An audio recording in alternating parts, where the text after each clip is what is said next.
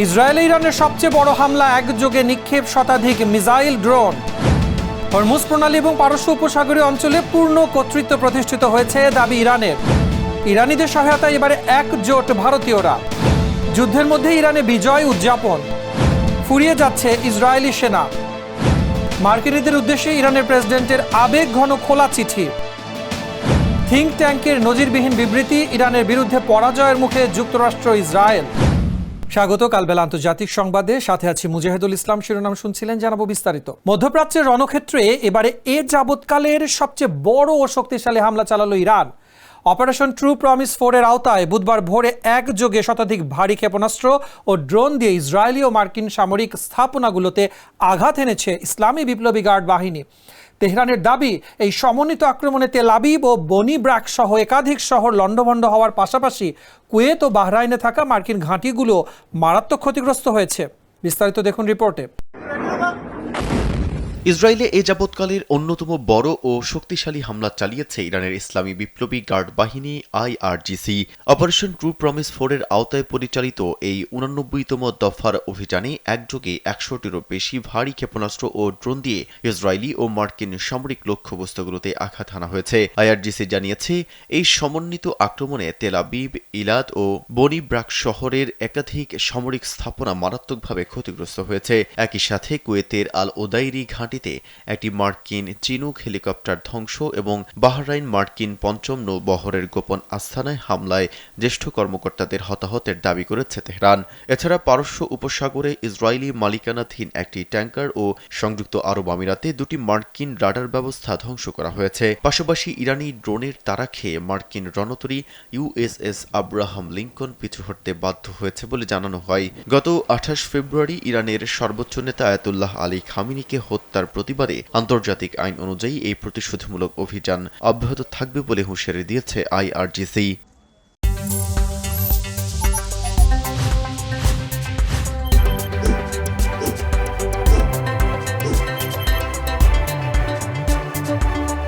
বিশ্ব রাজনীতির দাবার বোর্ডে এখনো সবচেয়ে বড় প্রশ্ন, কার নিয়ন্ত্রণে রয়েছে কৌশলগতভাবে গুরুত্বপূর্ণ হরমুজ প্রণালী।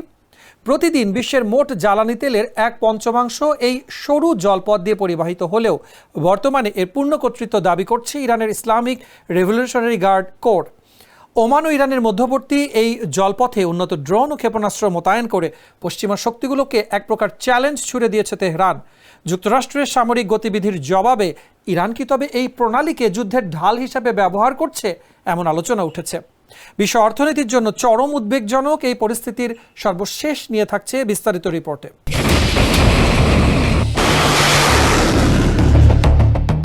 বিশ্বের জ্বালানি বাণিজ্যের অন্যতম প্রধান পরিবহন পথ হরমুজ প্রণালী নিয়ে বর্তমানে ভূ রাজনীতিতে চরম উত্তেজনা বিরাজ করছে। কৌশলগতভাবে অত্যন্ত গুরুত্বপূর্ণ এই জলপথটি এখন মূলত ইরানের কঠোর নজরদারি ও নিয়ন্ত্রণে রয়েছে।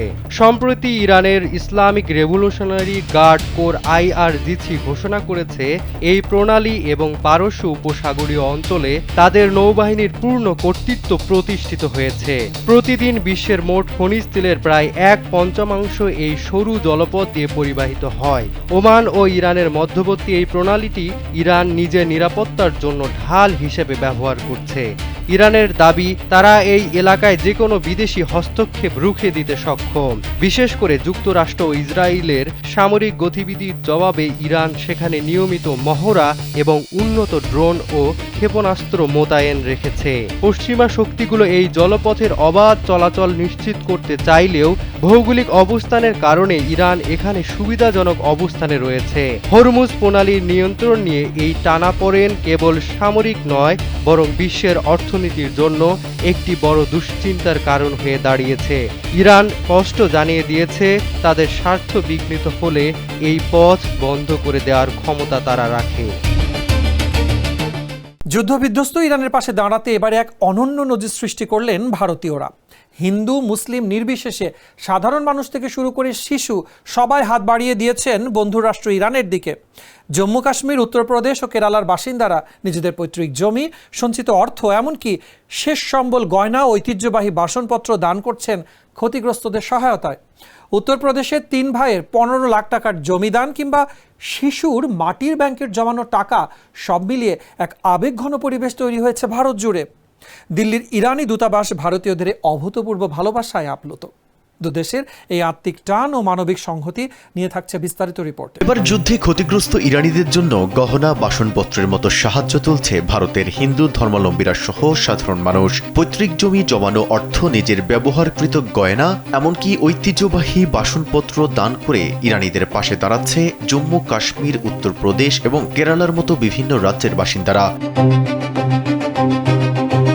ভারত সরকারের পক্ষ থেকেও তেহরানের ঔষধ ও প্রয়োজনীয় ত্রাণ সামগ্রী পাঠানো হয়েছে।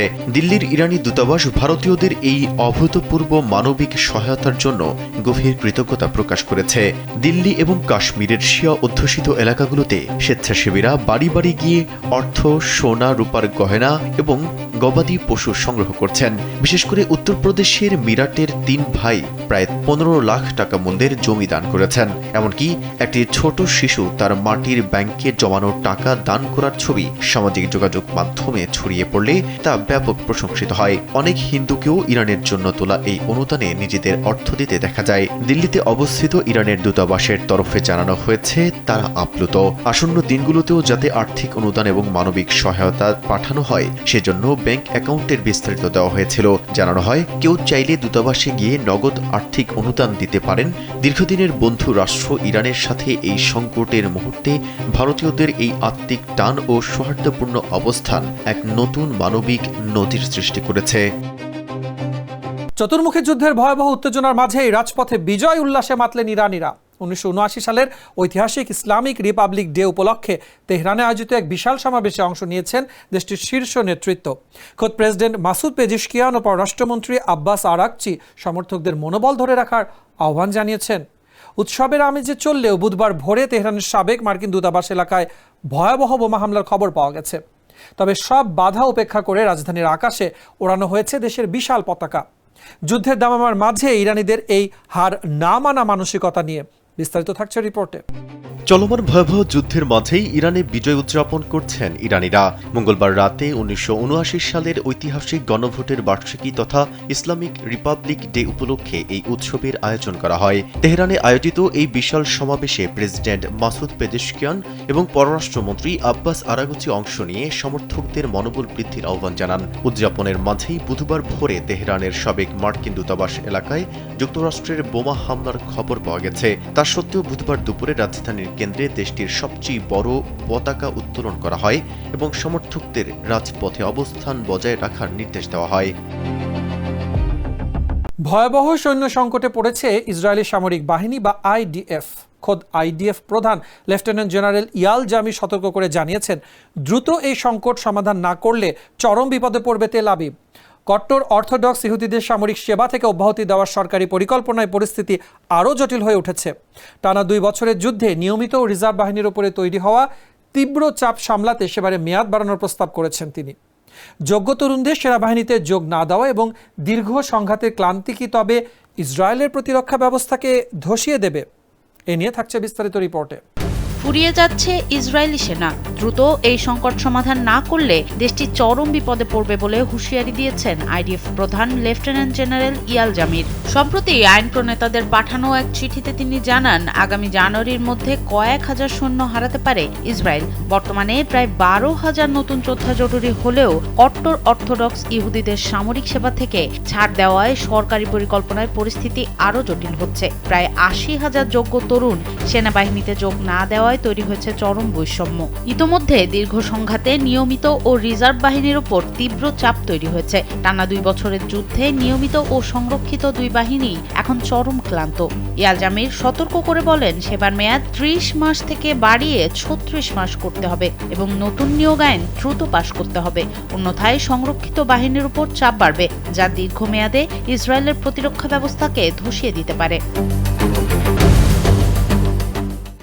মার্কিন জনগণের উদ্দেশ্যে এক আবেগঘন খোলা চিঠি লিখেছেন ইরানের প্রেসিডেন্ট মাসুদ পেজেশকিয়ান। রাষ্ট্রীয় সংবাদ মাধ্যম প্রেস টিভিতে প্রকাশিত এই চিঠিতে তিনি স্পষ্ট করেছেন, আধুনিক ইতিহাসে ইরান কখনোই কোনো দেশের উপরে আগ্রাসন বা আধিপত্য বিস্তার করেনি। পেজেশকিয়ান দাবি করেন, ইরানকে অযথা নিরাপত্তার হুমকি হিসেবে বিশ্বজুড়ে তুলে ধরা হচ্ছে কেবল অস্ত্র ব্যবসায়ীদের স্বার্থ সিদ্ধির জন্য। সুপ্রাচীন সভ্যতার ধারক ইরান কখনোই আগে যুদ্ধ শুরু করেনি, এমন মন্তব্য করে মার্কিন সাধারণ মানুষকে প্রকৃত সত্য অনুধাবনের আহ্বান জানিয়েছেন তিনি। ওয়াশিংটনের নজিরবিহীন চাপের মুখে তেহরানের এই সফট ডিপ্লোম্যাসি নিয়ে বিস্তারিত থাকছে রিপোর্টে। মার্কিন জনগণের উদ্দেশ্যে এবার একটি খোলা চিঠি লিখেছেন ইরানের প্রেসিডেন্ট মাসুদ পেজেশকিয়ান। খোলা চিঠিতে ইরানের প্রেসিডেন্ট মাসুদ পেজেশকিয়ান স্পষ্ট করেছেন যে আধুনিক ইতিহাসে ইরান কখনোই কোনো দেশের উপর আগ্রাসন বা আধিপত্য বিস্তার করেনি। ইরানের রাষ্ট্রীয় সংবাদ মাধ্যম প্রেস টিভিতে প্রকাশিত ওই চিঠিতে তিনি লিখেছেন, ইরান কখনোই আগে যুদ্ধ শুরু করেনি, তবে যারাই ইরানকে আক্রমণ করেছে তাদের অত্যন্ত দৃঢ়তা ও সাহসিকতার সাথে প্রতিহত করেছে। পেজেশকিয়ান ইরানকে নিরাপত্তার হুমকি হিসেবে উপস্থাপনের তীব্র বিরোধিতা করে বলেন, ইরানকে এমন চিত্রায়ন করা হয়েছে যা বাস্তবতার সাথে পুরোপুরি অসঙ্গতিপূর্ণ।